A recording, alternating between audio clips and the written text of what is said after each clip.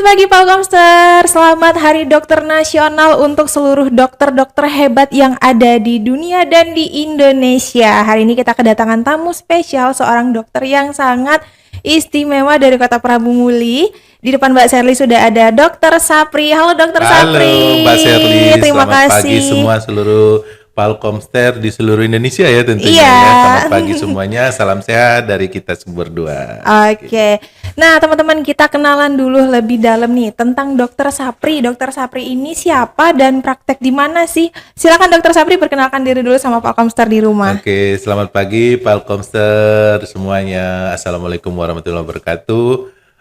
Saya Dokter Sapri, saya berpraktek di Klinik Ananda Prabu Muli, wira swasta, dan saya datang ke sini juga bersama istri saya, tapi dia hanya menonton saja. Ada di belakang layar ya? Kita kira di belakang layar ya, oke. Salam sehat semuanya buat seluruh Palkomster ya. Oke. Mbak Sherly apresiasi sekali kepada seluruh dokter-dokter hebat yang ada di Indonesia, khususnya karena sudah berperan sangat penting untuk kesehatan masyarakat. Untuk Dokter Sapri sendiri, kita cerita-cerita sebentar sedikit tentang Dokter Sapri. Dokter Sapri sudah menjabat sebagai dokter sudah berapa lama, Dok? Oh, saya dari tahun 2000 sudah menjadi dokter dan berpraktek di Prabu Muli.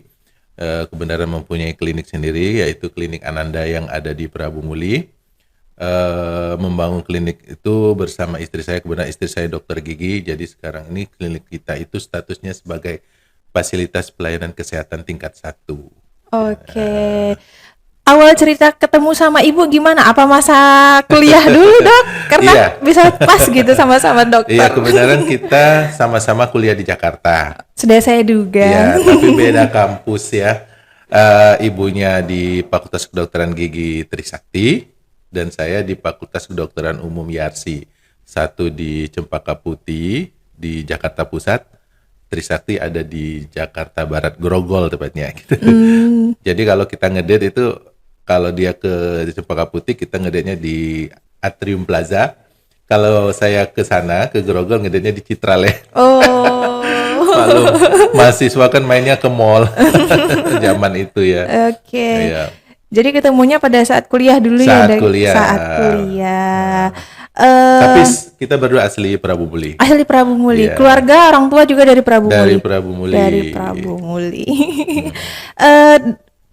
Istri Bapak sendiri seorang dokter gigi ya yang berpraktek di Klinik Ananda juga. Iya, dan juga sebagai ASN di RSUD Kota Prabu Muli di bagian poli gigi.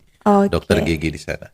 Nah, ngomong-ngomong Bapak atau dokter ya panggilnya ya. Dokter Sapri ini menjadi seorang dokter itu keinginan sendiri atau dulunya itu arahan dari orang tua? Boleh cerita sedikit, Dok? Iya. Sebenarnya menjadi dokter itu cita-cita, keinginan sendiri. Dari waktu sekolah dasar udah pengen menjadi dokter. Tapi basic orang tua saya memang bukan dokter. Seperti orang biasa, hanya berdagang. Jadi tidak ada yang menuntun kita waktu itu, mengajari kita untuk masuk ke dokteran. Jadi cuman ada keinginan dan tekad bulat dari saya sendiri untuk mendaftar masuk dari Fakultas Kedokteran. Oh gitu, hebat, luar biasa sekali. Ada yang bilang kuliah kedokteran itu susah, emangnya ya, Dok ya? Kuliah kedokteran nggak susah sih sebenarnya. Kuncinya setiap calon siswa atau calon mahasiswa yang mau jadi dokter itu kuncinya harus rajin saja. Jadi dengan rajin segala kesulitan itu akan teratasi, misalnya ketidaktahuan, ketidakmampuan. Kalau kita rajin, lama-lama kan bisa menjadi bisa. Gitu. Tapi kalau kita tidak rajin, apapun tidak akan mendapat kemajuan kalau tidak rajin. Gitu. Oke. Sudah pernah punya pengalaman di mana aja, Dok, sebelum membangun memperbesar Klinik Ananda ini? Oh ya, sudah pernah kerja di rumah sakit swasta. Kemudian juga sudah pernah di Jakarta juga di klinik-klinik yang ada di Jakarta. Baru kemudian kita kembali ke kota kita sendiri, mengabdi di kota kita sendiri Prabu Muli. Istri saya PTT dan saya membangun klinik di Prabu Muli. Oke. Dokter Sapri sudah punya berapa anak, Dok? Alhamdulillah udah ada 4. Aduh, ada 4 ya. Ini bau-baunya nanti mau jadi dokter semua ini. Kalau saya membebaskan anak-anak saya itu sesuai dengan passion mereka, kemauan mereka maunya di mana, apa mau jadi dokter ataupun tidak, itu saya bebaskan. Yang Bebas penting ya. positif dan kita selalu mensupport apapun keinginan Iya. dan cita-cita daripada anak-anak kita gitu. Asik. Tapi biasanya dalam satu keluarga itu kalau dia ngerasa, mama sama papa udah jadi dokter, nggak mau lah jadi dokter, mau coba jadi yang lain, mau jadi poluan mungkin, polisi mungkin, Iya ada gitu kan. anak saya yang nomor 1 sekarang sedang kuliah di Universitas Presiden yang ada di Jababeka Cikarang. Itu memang tidak mau sama sekali mau jadi dokter seperti Iya, papa dia atau mau jadi bundanya. hal yang beda ya. Jadi mau jadi hal yang beda. Mungkin dia udah bosen ngeliat papa Iya. bundanya ya. Dan sudah tahu gimana dokter. Jadi mereka mencari passion mereka sendiri. Nah mungkin yang nomor 2 itu namanya Dapa Haidar Hasan, itu sekarang sedang bersekolah di Jakarta. Itu mau kayak bundanya menjadi mau masuk jadi Fakultas dokter Kedokteran gigi. Gigi ya. Mudah-mudahan tahun ini lulus, mudah-mudahan bisa masuk Fakultas Kedokteran Gigi yang dia minatin gitu. Amin. Yang paling kecil SMP atau SMA, Pak? SMP SMP ya. kelas 3 sekarang. Yang Dayana ya. Dayana Priyanka Maudisa Daripa, kebenaran dia siswa Palkomtek di sini. Hai Dayana. Halo Dayana. Karena saya menganggap penting sekali ya, selain dia belajar di sekolah, perlu tambahan ilmu yang dia bisa cari di luar, seperti di Palkomtek, kursus bahasa Inggris, kursus komputer. Betul. Yang sudah difasilitasi oleh Palkomtek. Jadi sehingga karena persaingan sekarang ini lebih ketat lagi ya, orang-orang yang pintar lebih banyak. Jadi kalau kita tidak menambah ilmu, memperbanyak ilmu di luar dari sekolah yang resmi seperti di SMP-nya, itu kita takut anak-anak kita ketinggalan. Betul. Dalam hal pelajaran dan sebagainya. Jadi alhamdulillah adanya Palkomtek ini membantu sekali siswa-siswa yang ingin lebih memperdalam, lebih memperlancar bahasa Inggrisnya, lebih memperlancar komputernya dan sebagainya. Iya, terima kasih. Apalagi komputer dan bahasa Inggris ini materi atau pelajaran Ini yang penting ya, Pak ya. Endorse Palkomtek. Oke. Nah, kita membahas tentang keadaan kita sekarang ini, Iya, Pak ya. oke. Kira-kira di rumah sakit atau di klinik sendiri banyak keluhan apa yang akhir-akhir ini sering terjadi, Pak? Oh ya. Sesuai keadaan iklim sekarang, iklim sekarang kan lagi kemarau. Terus terjadi kebakaran hutan di sana sini yang menyebabkan asap yang menimbulkan kabut. Terutama Kota Prabu Muli juga terimbas ada kabut asap itu. Jadi banyak yang menderita ISPA, infeksi saluran pernapasan atas, akibat kabut asap dan juga yang lainnya tentunya ya. Mulai dari anak-anak ya, Pak? Mulai dari anak-anak sampai orang tua ya. Jadi perlu saya informasikan untuk selalu dari kita sendiri untuk selalu menjaga kesehatan, menjaga makan kita, minum kita yang baik, bergizi, seimbang, dan juga menjaga jangan sampai kita terpapar oleh kabut asap ini dengan memakai masker. Kemudian jangan terlalu banyak keluar rumah. Alhamdulillah Prabu Muli ini kan instruksi pejabat sementara Wali Kota Prabu Muli bahwa anak-anak siswa didaringkan ya. Artinya sekolah dari rumah. Betul. Untuk menghindari terpaparnya oleh kabut asap ini. Terima. Sekarang juga jalan pagi jadi nggak enak, Dok ya. Iya. Kayak kita mau cari sinar matahari, cari keringat, tapi melihat cuaca lagi nggak bagus. Iya. Jadi menghirup udara jadi wah ini mau cari keringat, mau cari sehat, tapi asapnya lagi banyak asap Iya. di luar. Mengimbau juga kepada seluruh masyarakat ya, tentunya jangan melakukan pembakaran hutan. Betul. Atau membakar sampah yang bisa nanti mengimbas terjadinya kebakaran ya, mengakibatkan terjadinya kebakaran. Kemarin juga masih terjadi di Prabu Muli di daerah Pangkul pinggir jalan itu terjadi kebakaran, bukan hutan sih, semak-semak ada pohon-pohon itu terbakar. Ya. Nambah-nambah terus ya, Pak ya. Iya, nambah terus. Jadi jangan sampai kita menjadi penyebab terjadinya kebakaran, misalnya membuang puntung rokok di semak-semak di hutan dan sebagainya, atau sengaja melakukan pembakaran itu. Kita berharap untuk jangan sampai terjadi. Oke. Nah, cara mengatasi supaya mengurangi angka terkenanya ISPA tadi, Dok, dengan cara seperti apa, Dok? Dengan ada yang dikonsumsi atau minuman yang baik? Yang pertama menjaga imun tubuh ya. Dan menjaga imun tubuh ini dengan cara ya mengkonsumsi makanan yang seimbang, yang cukup gizi, kalori, vitamin, mineral dan semuanya. Terus cukup istirahat. Jangan sampai kita pergi pagi, pulang sore maghrib, kurang istirahat sehingga tubuh kita mengalami kelemahan atau kemunduran, dan jika tubuh kita dari dalam keadaan tidak fit itu penyakit ataupun ispa ataupun segala macamnya akan mudah mengakibatkan kita menjadi sakit. Oke. Ya, kedua, selalu menjaga kesehatan kita dengan cara memproteksi diri. Terus misalnya kalau ada kabut asap, berarti kita harus memakai masker ketika di luar ruangan atau ketika melakukan aktivitas di luar ruangan. Dan menjaga supaya tubuh kita selalu fit dengan banyak minum air, karena lagi musim kemarau, tentu udara panas, jadi jangan sampai kita mengalami kekurangan cairan atau dehidrasi. Nah, ISPA yang paling parah itu ciri-cirinya bagaimana, Dok? Atau diiringi dengan batuk atau Iya, yang pertama yang jelas batuk ya, batuk itu. Terus udara yang kita hirup karena kabut ini itu udaranya tidak bagus, yang merangsang terjadinya infeksi saluran pernapasan atas ini. Jadi mungkin sedikit sakit ya? iya, ada batuk, kemudian mungkin ada demam, atau disertai juga pilek-pilek dicampur dengan ada pengaruh dari misalnya dari virus, selain dari bakteri maupun dari asap tadi. Oke, nah buat teman-teman yang mungkin sekarang sedang mengalami sakit yang serupa diakibatkan cuaca yang kurang baik sekarang, mungkin kalau belum bisa mengatasi sendiri di rumah ya, Dok ya, Ya. bisa langsung dibawa ke klinik atau rumah sakit terdekat. Ada klinik Ananda juga, saya gantian nih. Tapi prinsipnya kita itu sekarang itu lebih baik mencegah daripada mengobati. Iya. Jadi yang preventif dan promotif itu lebih baik daripada kuratif. Betul. Jadi sebelum terjadi mungkin teman-teman di rumah lebih baik menjaga kesehatan sebelum terjadi sakit ya. Ya, Karena kalau sudah mengobati jatuhnya lebih mahal daripada mencegah. mahal dan belum tentu cepat juga sembuhnya. Betul. Nah, selain penyakit ISPA tadi yang paling banyak dikeluh-keluhkan masyarakat khususnya di Kota Prabu Muli, Dok, karena kan klinik Ananda ini di Prabu Muli, itu paling banyak berobat apa, Dok? Kalau berobat sih macam-macam ya, tidak ada yang paling banyak atau bervariasi ya.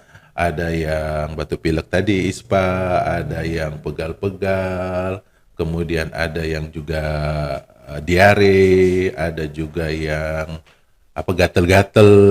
Jadi macam-macam ya, bervariasi, tidak ada yang bervariasi. paling banyak, tapi yang jelas yang sering itu adalah ISPA Oke. untuk sekarang ini. Kalau kita Sherly sedikit tertarik membahas tentang stunting nih, Dok ya, karena kan Stunting, ya. sempat lihat-lihat juga di sosmed itu diakibatkan karena apa? Kalau boleh tahu, Dok ya, apakah itu keturunan atau faktor makan dan minuman?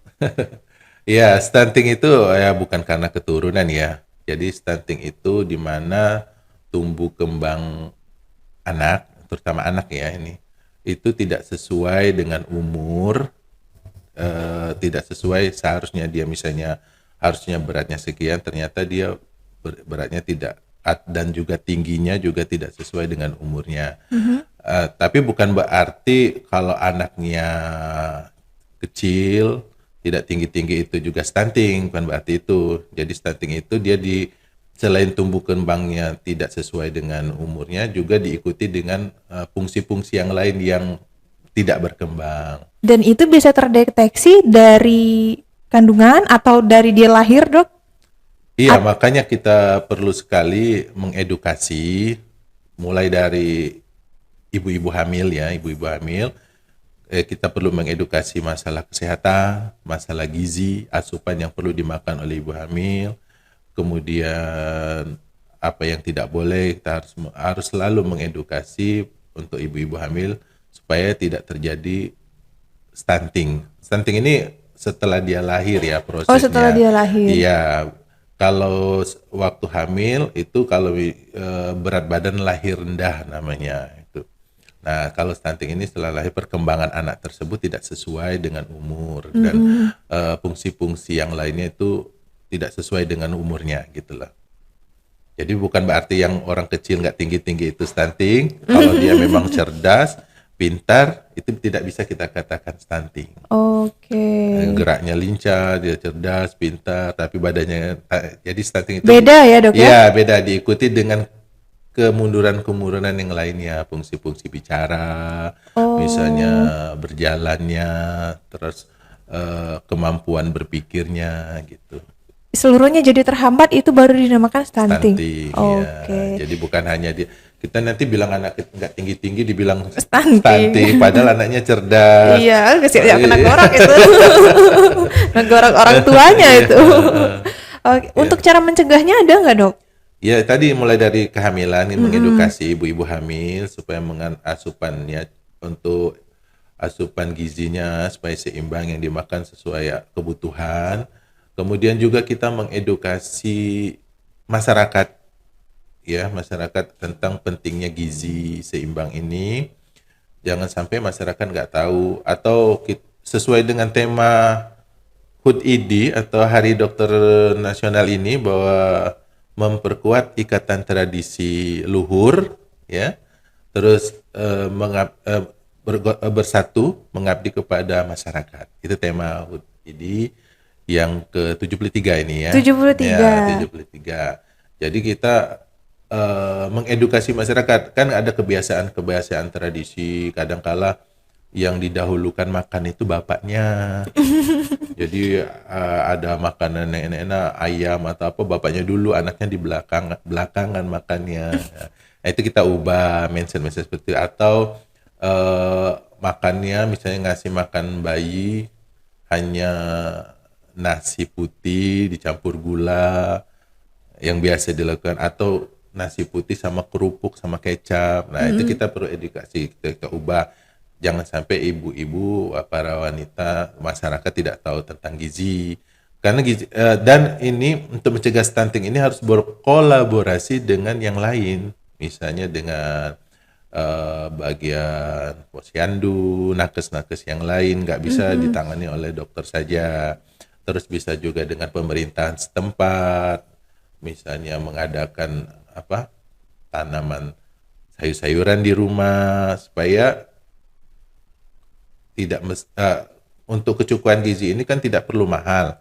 Kalau kita bisa menanam sendiri sayur-sayuran, buah-buahan, atau memelihara sendiri ikan, itu kan gizi protein ya. Nah, ikan lele atau ayam, telur kita bisa pelihara sendiri untuk konsumsi makan anak-anak dan keluarga tentunya, sehingga kecukupan gizi bagi suatu keluarga, sehingga dengan cukup gizi mudah-mudahan bisa menurunkan angka stunting gitu loh.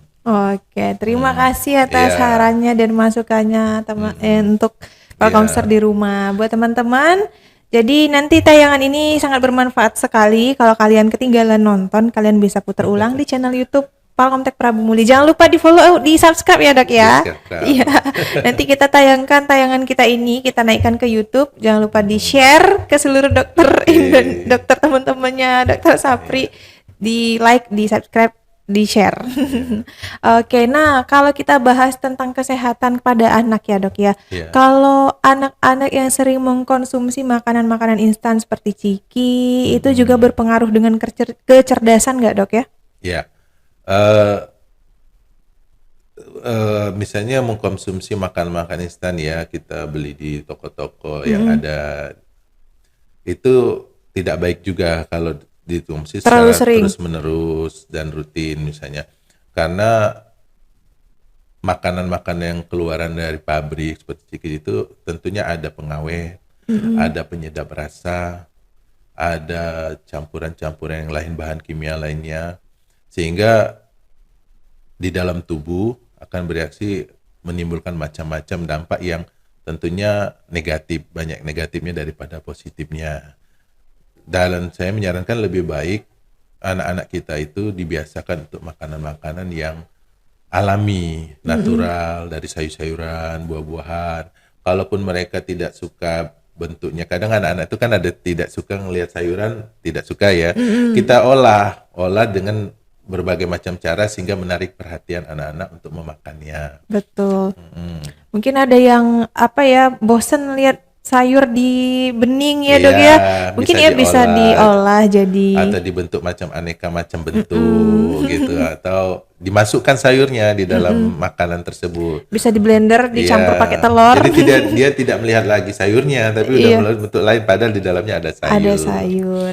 Jadi buat Nah, bunda-bunda di rumah mungkin yang anaknya suka nyemil, iya, lebih sehat masak sendiri ya dok. iya, jangan dibiasakan anak-anak mengkonsumsi makanan-makanan yang cepat saji, instan, yang sifatnya mengandung pengawet, mengandung penyedap rasa, bahan-bahan kimia yang tentunya tidak baik bagi kesehatan, termasuk juga minuman-minuman yang soft drink yang ada di toko-toko yang diminum itu juga kalau dikonsumsi terus-menerus akan berakibat tidak baik bagi kesehatan anak-anak tentunya. Oke. Nah, kalau Sarli menanyakan minta tips sedikit nih dok ya, yang berhubungan dengan saya sendiri, mumpung berhadapan dengan dokter. Iya. Ada beberapa yang mengatakan pantangan terhadap ibu hamil, contohnya makan yang bakar-bakaran, makan mie instan, itu sebenarnya fakta atau mitos dok?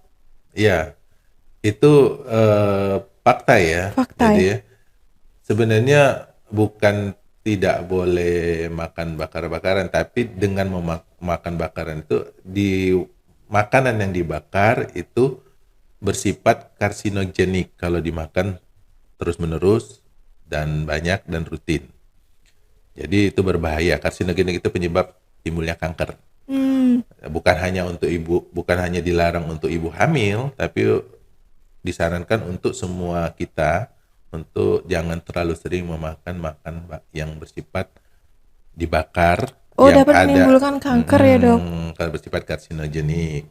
Dan juga mie instan itu ya, mie instan itu juga ya tadi kembali kan mie instan kan dia ada penyedap rasanya, ada pengawetnya, kita proses membuatnya mungkin ada kandungan lemak atau apa yang di dalam tubuh akan berakibat tidak baik. Kalaupun sekali-sekali boleh, Sekali-sekali boleh kan dok? bukan Boleh berarti, kan dok bukan sekali-sekali? berarti tidak boleh sama sekali. Tapi kalau menjadi kebiasaan rutin, nah itu yang berbahaya. Karena kita itu makan perlu bervariasi dan gizi seimbang. Jadi harus ada protein, harus ada vitamin, harus ada mineral, harus ada karbohidrat. Ya, itu lengkap. Lengkap ya. Ya. Oke, jadi Kalau Indomie kan karbohidrat doang. Nah, kalau misalnya nasi karbohidrat doang. Jadi harus ada proteinnya. ditambah sayur, telur mungkin telur, ya. ya. Ya, karena segala apapun itu yang dikonsumsi secara berlebihan Iya. pasti tidak bagus. Tidak bagus dan lebih baik yang alami yang didapatkan dari hasil tanaman, ternak. Jadi bukan yang instan dibuat di pabrik kalau bisa. Jangan terlalu makan makanan yang hasil olahan pabrik. Oke. Nah, Dokter Sapri sendiri melihat keadaan kita yang sekarang nih yang musim panas, lagi kekeringan. Iya. Ada kendala apa yang sering Dokter Sapri alami? Ya, bukan saya aja, mungkin seluruh masyarakat ya, khususnya kota kita Prabu Muli, itu kendalanya ya air bersih. Air bersih. Air bersih, karena air bersih, karena kita kan kemarau lagi kemarau, air bersih kurang. Nah itu kita hati-hati sekali mengimbau kepada masyarakat untuk mengkonsumsi air minum.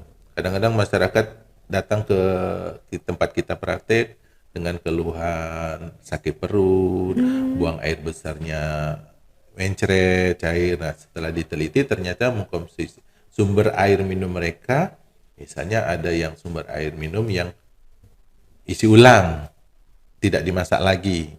Nah itu bisa menyebabkan gangguan di saluran pencernaan karena itu mungkin mengandung bakteri atau kolik, atau di musim kemarau ini kan air lebih sedikit, apalagi misalnya yang menggunakan sumber airnya dari sungai. Airnya sedikit tapi di sungai itu yang buang air besar ada, yang cuci baju pakaian juga ada. Kalau musim penghujan bisa dinetralisir, Iya, kumannya ngalir lebih, ya. iya kumannya lebih sedikit daripada airnya. Tapi kalau musim kemarau airnya sedikit, kumannya jadinya banyak. Kandungan kumannya E. coli yang Kalau perolehan normalnya itu E. coli ya, yang ada di air yang tercemar oleh kotoran manusia, kotoran binatang dan sebagainya. Jadi untuk berhati-hati sekali di musim kemarau ini sumber airnya kalau memang diambil dari sungai ataupun apa itu perlu dimasak mendidih 100 derajat Celcius. Jangan sampai langsung diminum tanpa dimasak dahulu. Nah, itu kendala yang di musim kemarau ini, musim itu. Kemudian itu tadi yang kemarin karena ada kabut asap, Udara ya. udara. Kita harus waspada juga kalau keluar rumah ya memakai masker. Aktivitas di luar ruangan ya harus memakai masker. Kalau bisa sih kalau memang nggak penting-penting amat, jangan teman jalan-jalan keluar pakai motor atau apa ya. Apalagi pakai motor kan, kalau Iya. motor kan kalau di dalam mobil nggak terlalu, kalau pakai motor kan terpapar. Untungnya di musim kemarau ini stok sayuran di pasar masih ada, Dok ya. Iya, alhamdulillah masih ada. Alhamdulillah masih ada. Nah, tadi dokter juga sempat bilang kalau misalkan mengkonsumsi air mineral, air isi ulang itu harus dimasak ulang. Saya baru tahu, Dok. Iya, kita kan jaminannya apa kalau itu bersih? Karena air isi ulang kan dia kita nggak bisa melihat prosesnya. Sumbernya macam-macam ya. Macam-macam. Kita untuk menjaga amannya ya dimasak lagi kalau perlu. Walaupun itu udah kelihatan dengan kasat mata bersih atau apa, tapi tetap harus dimasak. Oke. Apalagi mungkin dari apa ya, dari sumber yang belum Belum jelas karena iya, sekarang ini kan sudah banyak. bermunculan yang membuka warung untuk isi ulang ini. Kita nggak tahu jaminannya apa. Kita bisa nggak juga nanya ke dia jaminannya apa ini Iya. bersih. Pokoknya kita jaga-jaga aja lah, Dok ya. Jadi dia lebih baik menjaga, bukan berarti kita negative thinking dengan yang jual, tapi lebih baik menjaga. Lebih baik cari yang aman-aman. Cari yang aman. Daripada murah tapi menimbulkan penyakit. Gitu Betul. kan. Nah, mengingat Dokter Sapri dan istri juga sebagai seorang dokter, Dok, kira-kira ada cara tersendiri nggak cara mengurus dan menjaga kesehatan di rumah, misalkan dari segi makanan agak diperhatikan gitu. Iya, kita khusus untuk makanan ya cukup gizi seimbang tadi. Jadi menu yang disajikan itu harus cukup ada protein, ada karbohidrat, ada sayur-sayuran, ya, ada buah-buahan. Karena kondisi saat ini kita perlu sekali mengkonsumsi asupan yang bergizi untuk menjaga stamina tubuh kita agar tidak mudah terserang penyakit. Dan juga tentunya banyak minum air putih. Karena minum air putih itu kan tidak mempengaruhi apapun karena air putih murni H2O isinya kan.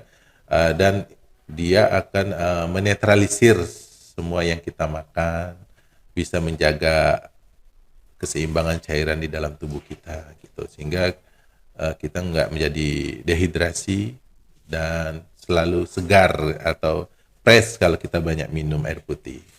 Kalau sama anak di rumah itu terlalu banyak pantangan, ini nggak boleh dimakan, nggak sehat, ini gitu nggak sih, Dok, kalau menjadi orang tua seorang dokter tuh? Nggak dipantangi, Oh, tapi nggak kita juga ya. peringatkan. Peringatkan. Kalau dia terlalu sering kan kita harus berikan jangan terlalu sering. Kalau kita pantengin semua, berarti nggak ada yang dimakan sama Kasihan ya, Iya, kasihan. apalagi Saya juga makanan bukan anak-anak ini. hanya ke anak-anak ya, ke pasien-pasien juga. Kita seluruh pasien pantangan semua, makan apa lagi pasiennya kan? Misalnya ini dilarang, itu dilarang, cuma kita beri edukasi bahwa ini harus jangan sering-sering makannya, boleh sekali-sekali. Untuk penyakit-penyakit tertentu kan ada yang nggak boleh makan ini makan itu, bukan berarti nggak boleh semua, tapi dikurangi porsinya. Gitu. Kalau kepengen enggak apa-apa, dikit-dikit Kalau ya, kepengen Dok. nggak apa-apa, jangan kebalik ya. Ketika sehat nggak ditanyain nih mau makan apa, mau makan apa, tapi ketika sakit mau makan apa ditanyain nih. Iya, benar. Nah, mumpung masih ada nikmat sehat tadi, Iya. selagi pengen makan apa ya cobalah. Iya, cobalah. Cuman tetap harus ada batasnya. Ya, ada batasan. Jangan terlalu sering, diseimbangkan lah pokoknya, diatur supaya kita selalu sehat gitu. Oke, terima kasih Dokter Sapri untuk bincang-bincang singkatnya. Mungkin obrolan kita sampai di sini dulu. Nanti kita ketemu lagi lain waktu ya Dok ya. Ya. Terima kasih Pak Komtek, Dokter sudah meluangkan waktu untuk sharing-sharing di sini. Sekali lagi. Saya juga terima kasih sudah diundang oleh Pak Komtek. Semoga apa yang saya sampaikan kita diskusi hari ini bisa bermanfaat untuk seluruh Palkomster ya yang ada di Prabu Muli khususnya dan seluruhnya di Indonesia tentunya. Amin ya rabbal alamin. Amin. Semoga juga apa yang Dokter Sapri sampaikan menjadi manfaat untuk teman-teman di rumah dan seluruh masyarakat. Nah, untuk penutup kita hari ini, mungkin dokter ada yang mau disampaikan atau himbauan untuk masyarakat di Kota Prabu Muli? Ya. Untuk menjaga kesehatan, silakan dok. Ya, melihat kondisi saat ini kita lagi menghadapi iklim kemarau, tidak ada hujan, belum pernah ada hujan dan ada kabut asap untuk menghimbau untuk tidak menyebabkan terjadinya kebakaran. Jangan membakar sampah sembarangan sehingga menjadi penyebab terjadi kebakaran. Kedua, jaga kesehatan tubuh kita dengan cara mengkonsumsi gizi seimbang, mengkonsumsi vitamin, banyak minum air putih dan juga kurangi aktivitas di luar rumah karena lagi ada banyak kabut asap. Kalaupun mau keluar rumah harus memakai masker. Terus banyak minum air putih. Semoga kita semua sehat, terhindar dari segala macam penyakit. Oke, salam sehat dari kami Salam berdua. sehat. Mbak Sari pamit undur diri. Terima kasih untuk Palkomster. Jangan lupa kalau kalian sudah tonton video ini, share karena ini sangat bermanfaat sekali ya. Mbak Sari pamit undur diri dan Dokter Sapri. Jangan juga subscribe ya. Jangan lupa subscribe. Mbak Sari dan Dokter Sapri pamit undur diri. Terima kasih untuk yang sudah nonton. Wassalamualaikum warahmatullahi wabarakatuh. Waalaikumsalam warahmatullahi wabarakatuh.